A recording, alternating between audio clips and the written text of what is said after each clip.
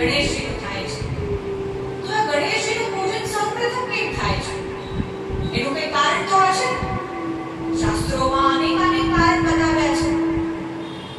પહેલા ગણેશજીનું પ્રાગટ્ય જોઈએ. ત્યાં ગણેશજીના પ્રાગટ્યમાં પણ આપણને ગૌમાતા પ્રાપ્ત થાય છે. ગૌમાતાનું સ્મરણ થઈ આવે છે.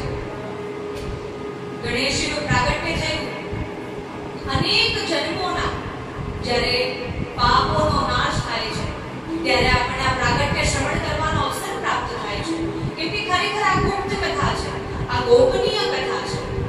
આ કથા શ્રવણ કરવાનો અવસર આજ સુધી પ્રાપ્ત થયો નહીં. એટલે તો જીવ ગૌ કથાને શ્રવણ કરવા માટે દોડતો આવે છે. ગોમયમ ગૌમૂત્રમ ગોદુગ્ધમ દર્શનમ ચ સ્પર્શમ પુણ્યમ લભે ધ્રુવમ. ગૌમાતાથી પ્રાપ્ત ગોમય, ગોદુગ્ધ અને ગૌમૂત્ર નું તો સ્પર્શ કરવા માત્રથી મનુષ્ય પુણ્યને પ્રાપ્ત કરે છે. એના દર્શન કરવા માત્રથી મનુષ્યને પુણ્યની પ્રાપ્તિ થાય છે.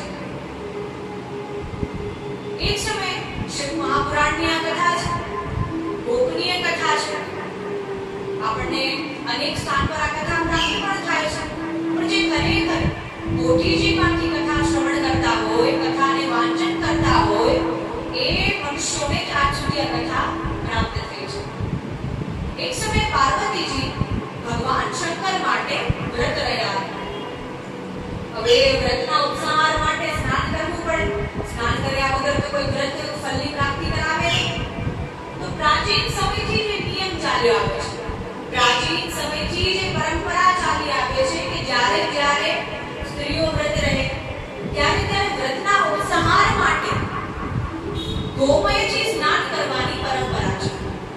ત્યારે આપણે શ્રવણ કર્યું હોય કે ગોબરથી સ્નાન કરવાનું, તો જ એ વ્રત ઉત્તમ ફલની પ્રાપ્તિ કરાવે છે. તો અહીં પાર્વતીજી પણ ગોમયથી સ્નાન કરી રહ્યા છે. પાર્વતીજી ગોમયનું લેપન કરી રહ્યા છે. કૈલાશ પર્વત પર ગૌરી નામક ગૌમાતાનું ગોમય પ્રાપ્ત થયું છે અને એ ગોબરથી પાર્વતીજી પોતાના શ્રીઅંગ પર લેપન કરી રહ્યા છે. અને જ્યારે પાર્વતીજી એ ગોમયનું લેપન કરી રહ્યા હોય ત્યારે એટલામાં જ એમની બે સખીઓ આવી જાય છે. એમની બે સખીઓ આવી અને એમના મનમાં એક બીજ રોપી જાય છે. ઘણીવાર આપણે પણ વાર્તાલાપ કરતા હોય, આપણે બધું નિર્ણય લઈ લીધો હોય કે મારે કામ જ કરવાનું છે, મારે તો આ જ કાર્ય કરવાનું. પણ આપણી જ્યારે સખીઓ આવે ત્યારે એ આપણા નિર્ણયને પરિવર્તિત કરી જાય છે. આપણે નિર્ણય કરી લીધો હોય કે મારે આ જ કાર્ય કરવું છે, પણ આપણી સખીઓ જ્યારે આવે ત્યારે એ નિર્ણયને બીજા નિર્ણયમાં બદલી જાય છે. આપણું મન બદલી જાય છે. મારે આ નહીં, આ તો સાચું કે છે, મારે આ જ કરવું જોઈએ. એવું થાય છે ક્યારે? તો પાર્વતીજીની પણ બે સખીઓ આવી. જયા વિજયા એનું નામ. એ પાસે બેઠી અને વાર્તાલાપ જેમ સખીઓ કરતી હોય એ રીતે કરવા લાગી. તો જ્યારે વાર્તાલાપ કરતી હતી ત્યારે એમની સખીઓએ કહ્યું કે હે પાર્વતી દેવી, આપના કોઈ વ્યક્તિગત ગણ આ કૈલાશ પર્વત પર બિરાજમાન નથી? જે ભગવાન શંકરના અનેક ગણો છે, ગણરાજ છે, કે એમને કંઈ કાર્ય સોંપે તરત જે ફટાફટ કાર્ય કરી આપે, એવા કોઈ વ્યક્તિગણ આપના નથી? આપના પણ કોઈ ગણો હોવા જોઈએ ને. જેમ લૌકિકમાં આપણે જોઈએ એક પુત્ર હોય, પોતાની માતાની સેવા કરે, પોતાની માતાની આરતી ઉતારે, પૂજન વિધિ કરે. જ્યારે પણ પોતાની માતા પર ખૂબ પ્રસન્નતા થાય ત્યારે પોતાની માતાની વાત માને, એની સેવા કરે. લૌકિકમાં આપણે જોઈએ પાર્વતીજીએ પણ વિચાર કર્યો, વાત તો સાચી છે, મારા પણ કોઈ વ્યક્તિગત ગણ હોવા જોઈએ, અર્થાત કોઈ પુત્ર હોવો જોઈએ જે મારું કહ્યું માને. જયા વિજય કહેવા લાગી કે આ ગણો જે છે, આ ગણરાજ જે છે એ તો ભગવાન શંકરના છે. એ તો ભગવાન શંકર કહે છે ત્યારે એ આપની વાત માનશે. વાત સાચી છે. જ્યારે ભગવાન શંકર કહે છે ત્યારે એમની વાત માનશે. તો ભગવાન શંકરે જ ના પાડી દીધી કે પાર્વતીજી કંઈ પણ કહે વાત માનતા નહીં, એ આજ્ઞાનું પાલન ન કરતા, તો એ ગણરાજ જે હોય એ પાર્વતીજીની આજ્ઞાનું પાલન કરી શકે. તો આ બીજ રોપી દે. જયા વિજયા વાર્તાલાપ કરી અને એમને કંઈ કાર્ય આવી પડ્યું તો એ પોતાના કાર્ય કરવા લાગી. તો અહીં પાર્વતીજીના મનમાં બીજ રોપાઈ ગયું કે વાત તો સાચી છે. કોઈ વ્યક્તિગત મારો ગણરાજ તો હોવો જોઈએ, જે મારો પુત્ર સમાન હોય, જે મારી સેવા કરે, હું કંઈ પણ કામ આપું કે ફટાફટ જઈને કાર્ય કરી આપું, શીઘ્રતાથી એ કાર્ય કરું. મારે આ કાર્ય કરવા માટે કોઈની પ્રતીક્ષા ન કરવી પડે કે કોઈ આવે અને એ કાર્ય કરે. પાર્વતીજી ત્યારે ગોબરનું લેપન કરી રહ્યા છે પોતાના શ્રી અંગ પર. અને જ્યારે ગોબર સુકાણું ત્યારે એ ગોબરને પોતાના શ્રી અંગથી મળી રહ્યા છે. અને એ જ્યારે ગોબર પાર્વતીજીના શ્રી અંગ પરથી નીચે ઢગલો થયો ત્યારે એ ગોબરના ઢેરથી પણ એક શ્રી અંગ તૈયાર કર્યો. પાર્વતીજી એક શ્રી અંગ તૈયાર કરીને એના ગણરાજ બનાવવા છે, એના પુત્રને બનાવવા છે ભાઈ. તો એ ગોબરથી એ ગણેશજીનું પ્રાગટ્ય થયું. એ જે શ્રી અંગ તૈયાર થયું એ ગણેશજી હતા, એમના પુત્ર કહેવાય. આજ સુધી આપણે ગણેશજીને એના પુત્રથી જાણીએ છીએ, તે ગણેશજી કોણ હતા એ આપણને શું ખબર? પણ આપણે કોઈ સાંભળેલી કથા શ્રવણ કરી હોય કે પાર્વતીજીના પરસેવાના મેલથી ગણેશજીનું પ્રાગટ્ય થયું. પણ એક વિચાર કરવા જેવી વાત છે કે તર્ક તો કરવો જ જોઈએ. આપણે સામાન્ય મનુષ્યો છીએ, પુરાણોમાં લખ્યું હોય તો ઠીક છે, પણ તર્ક તો કરવો જ જોઈએ કે પાર્વતીજીએ શું એટલા બધા દિવસ સુધી સ્નાન નહોતું કર્યું કે એમનો એટલો બધો મેલ એકત્રિત થઈ ગયો, એમનો એટલો બધો પરસેવો થઈ ગયો કે એક આખું શ્રીઅંગ તૈયાર થયું, એક આખું દેહ, એક શરીર તૈયાર થયું. ત્યારે મનમાં વિચાર તો આવે, પાર્વતીજી એ તો દેવી હતા, ભગવાન હતા, તો એ તો દરરોજ સ્નાન કરતા જ હોય ને, એમાં કોઈ સંશય નથી. દરરોજ સ્નાન કરતા હોય. આપણે કદાચ ક્યારે શિયાળો આવે, સ્નાન કરીએ ન કરીએ, મોડા કરીએ, પણ પાર્વતીજીને તો દરરોજ પૂજન વિધિ કરવાની હોય, પૂજા કરવાની હોય, ત્યારે એમને તો સ્નાન કરવું જ જોઈએ. વ્રત કરે કે ન કરે, સ્નાન તો કરવું જોઈએ, કેમ કે ભગવાન છે. તો એમાં કોઈ વાતનો સંશય ન લાવવો જોઈએ કે સ્નાન કરતા કે ન કરતા. પણ એ વાત કોઈ મિથ્યા લાગતી નથી કે એમના પરસેવાના મેલથી કોઈ શ્રીઅંગ તૈયાર થઈને કૈલાશ પર્વત પરનું તાપમાન જોઈએ, હવામાન જોઈએ તો કેટલું ઠંડક વાળું છે, કેટલી ઠંડી હોય. એક સામાન્ય મનુષ્ય કૈલાશ પર્વત પરનું તાપમાન સહન કરી શકે ને? એ ઠંડી હોય, શીતળતા હોય, સહન કરી શકે ને? આપણા જેવા મનુષ્યો ત્યાં રહી શકે છે ને? એક ક્ષણવાર પણ એ તાપમાનને, એ ઠંડીના તાપમાનને સહન કરવાનું આપણે વિચાર પણ કરી શકીએ. અને એવા વાતાવરણમાં પાર્વતીજી રહેતા હતા, તેમને પરસેવો થવાનો તો કોઈ પ્રશ્ન જ ઉઠતો નથી. તો આ રીતે આપણે જોઈએ કે ગૌમાતાનું ગોબર પાર્વતીજીએ પોતાના શ્રીઅંગ પર લેપન કર્યું અને એ ગોબરથી જ ગણેશજીનું પ્રાગટ્ય થયું. તો આપણને શિવ મહાપુરાણમાં ગોપનીય રીતે આ કથા પ્રાપ્ત થાય છે કે ગણેશજીનું પ્રાગટ્ય ગોમયથી થયું છે. તો સૌપ્રથમ વંદના કોની કરવામાં આવે છે? ગણેશજી. કોઈ પણ કથા કરીએ, પૂજન વિધિ કરીએ, હવન યજ્ઞાદિ કરીએ, વિવાહ કરીએ, તેમાં સૌપ્રથમ પૂજનીય ગણેશજીને માનવામાં આવે છે. તો આપણને ક્યારેક વિચાર તો આવવો જોઈએ કે ગણેશજીના પિતા ભગવાન શંકર છે, તો પિતાથી પૂર્વ પુત્રની પૂજા એ તો અપમાન થઈ શકે. પિતાનું લૌકિકમાં પણ જોઈએ કે પિતાને આપણે માન ના આપીએ અને પુત્રને માન આપીએ તો પિતા રૂષ્ટ થઈ જાય છે, પિતા નિરાશ થઈ જાય છે. મારા પહેલા મારા પુત્રની પૂજા કરી, મારા પહેલા મારા પુત્રને માન આપ્યું, એવું તો ના આપણે લૌકિકમાં તો કરી જ ન શકીએ. પણ પિતાથી પૂર્વ પુત્રની પૂજા કરવામાં આવે છે, તેની પાછળ કંઈક તો કારણ હશે. એમાં પણ ગૌમાતા છે, એમાં પણ ગૌમાતાનું યોગદાન છે. જ્યારે આપણે કોઈ પણ સારું કાર્ય કરીએ ત્યારે મનમાં સદૈવ ગણેશજીનું ધ્યાન કરવું જોઈએ. મનમાં સદૈવ ત્યારે આપણે ભાવપૂર્વક ગૌમાતાનું પૂજન તો કરીએ જ છીએ, સાથે સાથે ગણેશજીનું પણ પૂજન કરવું જોઈએ. અને આપણે કરીએ જ છીએ, એમાં કોઈ કહેવાની વાત નથી. નાના બાળકોને પણ પૂછીએ તો એમને પણ ખબર હોય કે સૌથી પહેલા પૂજા ગણેશજીની થાય. ઘરમાં વાર્તાલાપ કરતા સાંભળતા હોય, વડીલો વાત કરતા હોય, પેલો આપણે પાટલો ગણેશજીનો બેસાડી, પેલો બાજોટ આપણે ગણેશજીનો પધરાવી. તો ગણેશજીની પૂજન પિતાથી પૂર્વ કરવામાં આવે છે. એની પણ કથા આપણને શિવ મહાપુરાણમાં ગોપનીય રીતે પ્રાપ્ત થાય છે. એક સમયે દેવી દેવતાઓની સભા બેઠી અને સર્વ દેવી દેવતાઓ વાર્તાલાપ કરતા. તો વાર્તાલાપ કરતા કરતા એ ક્યારે વાર્તાલાપ વાદ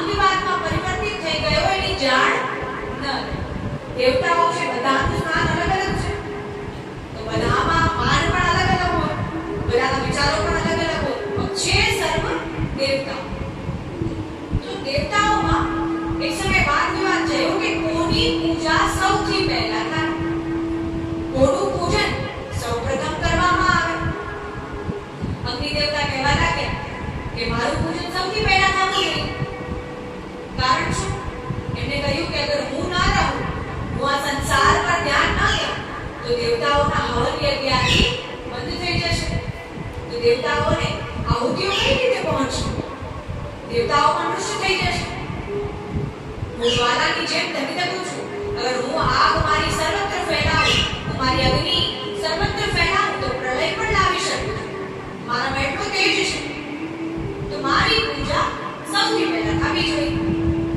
એટલામાં વરુણ દેવતા કહેવા લાગે, જલ દેવતા, કે અગર મારા વિના, અગર હું આ સંસાર પર ધ્યાન ન દઉં, તો મારા વિના તો સર્વ મનુષ્યો તૃષ્ણાથી મરી જશે. તરસ લાગે તો આપણે જલ પીવું જોઈએ. અગર જલ દેવતા જ આપણા સમક્ષ વિરાજમાન નહીં રહે, તો શું આપણે જીવિત રહી શકીએ? તો જલ દેવતા કહેવા લાગ્યા કે મારું સંસારમાં યોગદાન વધારે છે, તો મારી પૂજા સૌથી પહેલા થવી જોઈએ. તો આ રીતે બધા દેવી દેવતાઓ પોતપોતાની પ્રશંસા કરવા લાગ્યા કે મારામાં આટલા ગુણો છે, મારામાં આટલી ખૂબી છે. એટલે પોતાના જ મુખેથી, સ્વમુખેથી પ્રશંસા કરવા લાગ્યા. અને અહીં દેવતાઓ થોડી ચૂક કરી. શું ચૂક કરી? એમને શું ત્રુટિ કરી કે ક્યારે સ્વમુખેથી પ્રશંસા કરવી જોઈએ નહીં. ક્યારે પોતાના મુખેથી પોતાની પ્રશંસા કરવી જોઈએ નહીં. પોતાના વખાણ ક્યારે પોતાના મુખેથી ન કરવું. આપણી સેવા જોઈને પ્રભુ પ્રસન્ન થાય અને બીજા બે વ્યક્તિથી વખાણ કરવાવે તો એ જુદી વાત છે. પણ આપણે ક્યારે પોતાના મુખેથી વખાણ કરવાની કે હું તો આટલી ભક્ત છું, હું તો આટલી ભક્તિ કરું છું, ભગવાનના આટલા સેવા પાઠ પૂજા કરું છું, મારે તો સવારમાં સેવા પાઠ પૂજા થઈ જાય, ક્યારે એ કરવું જોઈએ નહીં. એનાથી પોતાની ભક્તિનો પ્રચાર થાય છે. અને એનાથી લોકો કહે, ઓહો, તમે તો સવારમાં પાઠ પૂજા કરી. એ વાહવાઈમાં ઓહોમાં આપણા પાઠ પૂજા જ રહી જાય. ઘણીવાર આપણે જોયું કે આપણે ક્યારેક પોતાની મુખેથી આપણે તારીફ કરીએ. આ ક્યારેક કહેવું જુદી વાત છે કે આ મારો આ નિત્ય નિયમ છે, હું મારા નિયમમાં આ કાર્ય કરું છું, મારા નિયમમાં હું આ પાઠ પૂજા કરું છું, યજ્ઞાશ્રમના પાઠ કરું છું. એ બધું કરવું ઠીક છે. કુલદેવીની ચાલીસા કરું છું, ક્યારેક કહેવું ઠીક છે. તો ઘણા લોકોને તો જોયા હોય કે પોતાના જ મુખેથી પોતાની પ્રશંસા કરે કે હું તો આટલી સેવા કરું છું, હું તો આટલું ગૌમાતાને લીલું પધરાવું છું, ગૌમાતાની આટલી સેવા કરવા જાઉં છું. તો ક્યારે એવું કરવું જોઈએ નહીં. અને અહીં દેવતાઓ એ જ કરી રહ્યા છે. પોતાના જ મુખેથી પોતાની પ્રશંસા કરી રહ્યા છે, પોતાના વખાણ કરી રહ્યા છે કે અમે તો આટલા ગુણવાન છીએ, અમારી પ્રશંસા આટલી છે, અમારું યોગદાન સંસારમાં આટલું છે. એ કરવાની કઈ જરૂર નથી. આપણને ખબર જ છે કે દેવતાઓનું યોગદાન કેટલું છે. ત્યારે નિર્ણય ન નીકળતા, ત્યારે બીજા દેવતાઓએ કહ્યું કે આપણે એમ કરીએ, ભગવાન શંકર પાસે જઈએ, એ કંઈક નિર્ણય બતાવી શકે. ભગવાન શંકરને પૂછવું જોઈએ, જ કંઈક નિર્ણય કાઢી શકે. આમ વાદ વિવાદથી કોઈ નિર્ણય નીકળવાનો નથી. એવું જ દેવતાઓએ કહ્યું. અને કેમ કે દયા દેવતાઓ દેવતત્વ છે, એનામાં દેવતત્વ છે, આપણા જેવા સામાન્ય મનુષ્ય તો છે નહીં. તો સમયે સમયે સંયમ પણ આવી જાય છે. ક્યારેક ક્યારેક આપણું મગજ હોય કેમ આડાવું ગયું છે, ભક્તિ કરતા હોય તો પણ ક્યાં વિચારમાં પહોંચી જાય ખબર જ ન પડે. ભક્તિ રહી જાય સાઈડમાં, પહેલા એ વિચાર કરવા લાગે. ઘણીવાર આપણી સાથે પણ એવું થઈ જાય. દેવતાઓ ક્યારેક ક્યારેક પોતાનો સંયમ ભૂલી જતા, તો સમયે સમયે એમને સંયમ પણ યાદ આવી જતું. સમયે સમયે સંયમ સ્મરણ થઈ આવતું. દેવતાઓ છીએ, મારે આ વાદ વિવાદ કરવો ન જોઈએ. તો એ લોકો ભગવાન શંકર પાસે ગયા. હવે આમાં પણ આપણને વિચાર આવે કે ભગવાન શંકર પાસે જ કેમ? જગતપિતા બ્રહ્માજી પાસે જવું જોઈએ, ભગવાન વિષ્ણુ પાસે જવું જોઈએ જે પાલન કરતા છે. ભગવાન શંકર પાસે જ કેમ ગયા? ભગવાન શંકર પાસે ગયા કેમ કે ભગવાન શંકર સદૈવ ધર્મ પર આરૂઢ રહે છે. એનું વાહન શું છે? નંદી બાબા. નંદી એનું વાહન છે, એટલે સદૈવ ધર્મ પર આરૂઢ રહે છે. અને જે સદૈવ ધર્મ પર આરૂઢ રહે છે એ ક્યારેય અન્યાય કરી શકે નહીં. ક્યારેય ન કરી શકે. કેમ કે એનું વાહન સ્વયં ધર્મ છે. ધર્મત્વમ સ્વરૂપેણ, ધર્મત્વમ કૃષ્ણરૂપેણ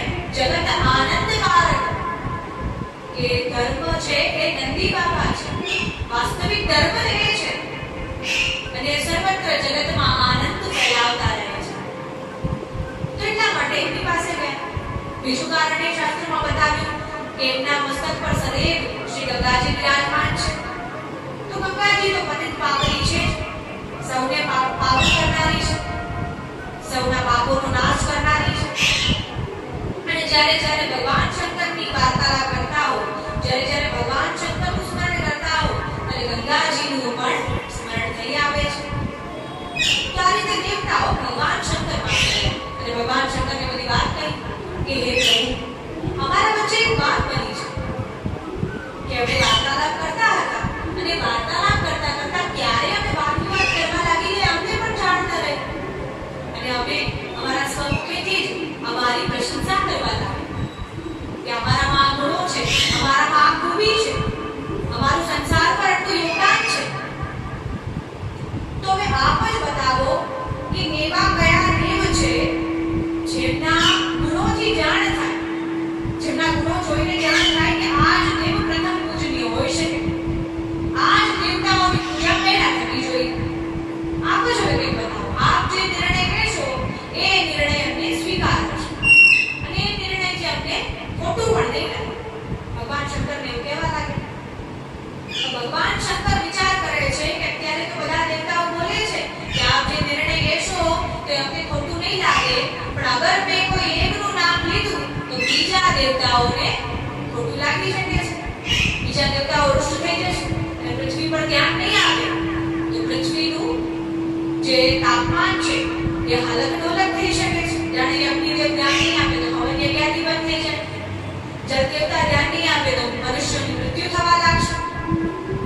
કહી તો રહ્યા છે પણ મનમાં અવશ્ય દુઃખ થશે અગર કોઈ એકનું નામ લઈશું.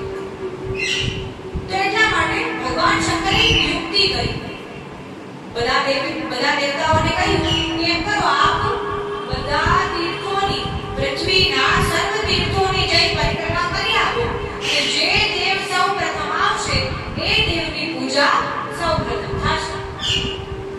બધા દેવતાઓ એવું જ કર્યું. બધા દેવતાઓને પ્રથમ આવું બધા આપણને પણ ક્યારેક વિકલ્પ મળે સામાન્ય મનુષ્યોમાં કે જે દોડીને પહેલા આવશે એને પૂજા કરવાનો અવસર પ્રાપ્ત થશે, આપણે એ અવસર જોઈએ તો દેવતાઓ અને સર્વ વિધિ વિધાન, સર્વ યજ્ઞ હવન આદિમાં પ્રથમ પૂજનીય થવાનું સ્થાન મેળવવાનું હતું.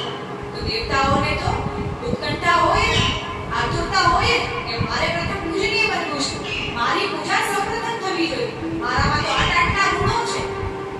ત્યારે આટલું શ્રવણ કરતા હવે બધા દેવતાઓ પોતપોતાના વાહન લઈ અને પૃથ્વીની પરિક્રમા કરવા માટે નીકળ્યા. બધા દેવતાઓ તો નીકળ્યા પણ અહીં ગણેશજી મહારાજ ત્યાં ને ત્યાં બેઠા છે. ગણેશજી વિચાર કરવા લાગ્યા, એક તો મારું વાહન ઉંદર, એ એટલું ચાલી શકશે નહીં, એમાંય મારો વજન હાથી જેવું, હું છું વિશાળ હાથી જેવું, તો મને પોતાના પર ઉચકીને ઉંદર સર્વ તીર્થોની પરિક્રમા તો નહીં જ કરી છે, તો ખોટી મહેનત કરી. એના કરતા આપણે અહીંયા બેઠા રહીએ. ત્યારબાદ થોડી વાર બેઠા અને માતા પિતાને જોઈ રહ્યા છે કે પાર્વતીજી સન્મુખમાં અને મહાદેવ વિરાજમાન છે, નંદી બાબા અને ગૌરી નામક ગૌમાતા વિરાજમાન છે. અને ત્યારે ગણેશજી વિચાર કરવા લાગ્યા કે જો પિતાજી આ યુક્તિ કરી છે કે સર્વ તીર્થોમાં જઈ પરિક્રમા કરી આવો તો એ કોઈ વ્યર્થ નહીં. પિતાજી કેવલ આ દોડા દોડીથી તો નિર્ણય નહીં કરે કે કોની પૂજા સૌથી પહેલા થાય. આ કોઈ રેસ થોડી કરવાની છે કે જેનાથી જાણ થાય કોણ પહેલા દોડીને આવે છે. તેમાં આ યુક્તિ તો કોઈ બીજી જ છે. પિતાજીએ કંઈક બીજું જ વિચાર કર્યો છે. તો જ્યારે જ્યારે જીવ અસમંજસમાં પડે, જ્યારે મનુષ્યને મૂંઝવણ થાય કે હવે મારે જીવનમાં શું કરવું, મને તો કંઈ સમજાતું નથી, ત્યારે આધાર સદૈવ શાસ્ત્રોનો લેવો જોઈએ. વ્યક્તિઓને પૂછવાથી કોઈ પ્રાપ્ત થવાનું નથી કે આ બતાવો ને મારા જીવનમાં શું કરવું, આ બતાવો ને મારા જીવનમાં મુશ્કેલી આવી છે હું શું કરું. વ્યક્તિઓ સામાન્ય મનુષ્યને પૂછીને કંઈ પ્રાપ્ત થવાનું નથી. और આપણા દુઃખનો પ્રચાર થશે એ જુદો. તો અહીં ગણેશજી વિચાર કર્યો કે પિતાજી આ કરી રહ્યા છે એ પાછળ કોઈ એમાં દોડાદોડીથી નિર્ણય લેશે નહીં, એ પાછળ વાત કઈ બીજી છે. પિતાજી કંઈ જુદું વિચારી રહ્યા છે. તો ગણેશજીએ શોધવા માટે વેદોનો સાથ લીધો. ત્યારે ગણેશજીએ પુરાણોનો સાથ લીધો. ત્યારે આધાર પુરાણોનો લીધો. અને ત્યારે એમણે પુરાણોમાં વાંચ્યું કે ગવામ પરમમ પવિત્રમ, ગૌમાતા સૌથી પરમ પવિત્ર છે. ત્યારે એમણે પૂર્વ પુરાણમાં વાંચ્યું કે ગવામ પરમમ મંગલયા દેવતામપી દેવતા, કે ગૌમાતા તો પરમ મંગલ કરનારી છે અને દેવતાઓની પણ આરાધ્ય છે, દેવતાઓની પણ દેવતા છે. ક્યારેક દેવતાઓ વૃષ્ટ થઈ જાય તો એનો પશ્ચાતાપ શાસ્ત્રોમાં લખ્યો છે. તો જો ગૌમાતા વૃષ્ટ થઈ જાય તો ગૌમાતાને મનાવવા માટે, એમને રીઝવવા માટે તો શાસ્ત્રોનો આધાર નહીં પણ ગૌમાતાનો જ આધાર લેવો છે. ગૌમાતા પાસે જ જવું પડશે. એટલે ગૌમાતા ક્યારેય આપણાથી રૂષ્ટ થવી જોઈએ નહીં. ગૌમાતા સદૈવ આપણાથી પ્રસન્ન રહેવી જોઈએ. આપણે એમને ભોજન આપી શકીએ કે ના આપી શકીએ, આપણે એમની સેવા કરી શકીએ કે ન કરી શકીએ, એનો અર્થ એમ નથી કે આપણે એમને લાકડી મારીને એમને પોતાના ઘેરથી ભગાવવું. તો ગૌમાતાની પ્રસન્નતા સર્વ જીવોએ સૌથી પહેલા જોવી જોઈએ. તો અહીં ગણેશજી વિચાર કરી રહ્યા છે અને શાસ્ત્રોના પન્ના પલટી રહ્યા છે. વેદોમાં વાંચ્યું સર્વદેવા ગવામ અંગે તીર્થાની ગો પદેશુ છે, કે સર્વ તીર્થ ગૌમાતાના શ્રી ચરણોમાં વિરાજમાન છે અને સર્વદેવ ગૌમાતાના શ્રી અંગમાં વિરાજમાન છે. તો એ શાસ્ત્રોમાં વાંચ્યું, વેદોમાં વાંચ્યું કે સર્વ તીર્થ 68 કોટી તીર્થ ગૌમાતાના શ્રી ચરણોમાં વિરાજમાન છે. તો એ તીર્થ ક્યાં વિરાજમાન છે? ગૌમાતામાં. ગૌમાતા ક્યાં વિરાજમાન છે? કૈલાશ પર્વત પર. ગણેશજીને બધું સમજાય. ગણેશજી વિચાર કર્યું કે ક્યાંય જવાની આવશ્યકતા નથી. જો સર્વ તીર્થ સાક્ષાત રૂપથી કૈલાશ પર્વત પર વિરાજમાન છે તો શું બીજે ક્યાંય પૃથ્વીના તીર્થોની પરિક્રમા કરવી આવશ્યકતા ખરી? બિલકુલ. ગણેશજી પણ એ જ વિચાર કર્યો. ત્યારે ગણેશજીએ વેદોને બંધ કર્યું અને ત્યારે પોથીજીને પ્રણામ કરી ત્યાંથી ઊભા થયા અને પાર્વતીજી, મહાદેવજી, ગૌરી નામક ગૌમાતા અને નંદી મહારાજ વિરાજમાન છે ત્યાં જઈ અને એની એક નહીં પણ 7 પરિક્રમા કરી. કેટલી? 7. તો એમને જઈને 7 પરિક્રમા કરી અને ત્યાં વિરાજમાન થઈ. ભગવાન શંકર આ બધું જોઈ રહ્યા છે. દેવતાઓનો પૃથ્વી પરિક્રમા કરીને આવવાનો સમય થઈ ગયો છે. તો ભગવાન શંકર કહેવા લાગ્યા, પુત્ર ગણેશ, શું આપને પ્રથમ પૂજનીય નથી બનવું? આપને જઈ અને સર્વ તીર્થોની પરિક્રમા નથી કરવી? દેવતાઓનો આવવાનો સમય થતો હશે. આપ જલ્દી જાઓ, પોતાનું વાહન લઈ ઉપરથી લઈ જલ્દી જાઓ અને સર્વ તીર્થોની પરિક્રમા કરો. આપ